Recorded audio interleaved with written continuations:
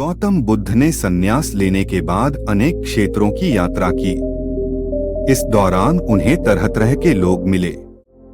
कोई अपनी परिस्थिति से परेशान तो कोई उनके रूप और व्यक्तित्व से हैरान। एक बार वह एक गांव पहुंचे। वहां एक स्त्री उनके पास आई और उनसे बोली, आप तो बिल्कुल किसी राजकुमार की तरह लगते हैं। क्या मैं जान सकती हूँ कि इस युवा अवस्था में आपके गेरुआ वस्त्र धारण करने का क्या कारण है? बुद्ध ने उस स्त्री को विनम्रतापूर्वक उत्तर दिया, मैंने 3 प्रश्नों का हल ढूंढने के लिए संन्यास लिया है।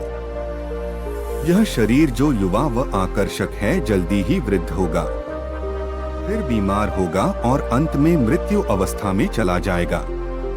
मुझे वृद्धावस्था, बीमारी एवं मृत्यु के कारण का ज्ञान प्राप्त करना है।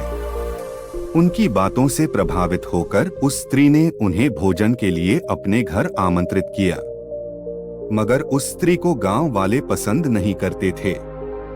शीघ्र ही यह बात पूरे गांव में फैल गई। महात्मा बुद्ध उस स्त्री के घर भोजन करने जाने वाले हैं।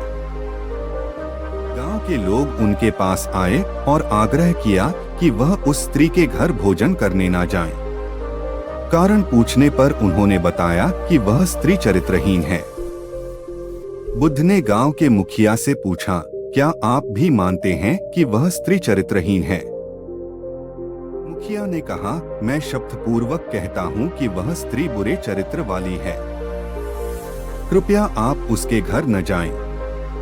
बुद्ध ने मुखिया का एक हाथ पकड़ लिया और फिर उसे ताली बजाने को कहा। मुखिया ने कहा, मैं एक हाथ से ताली नहीं बजा सकता, मेरा दूसरा हाथ आपने पकड़ रखा है, ऐसे में एक हाथ से ताली कैसे बजाऊं?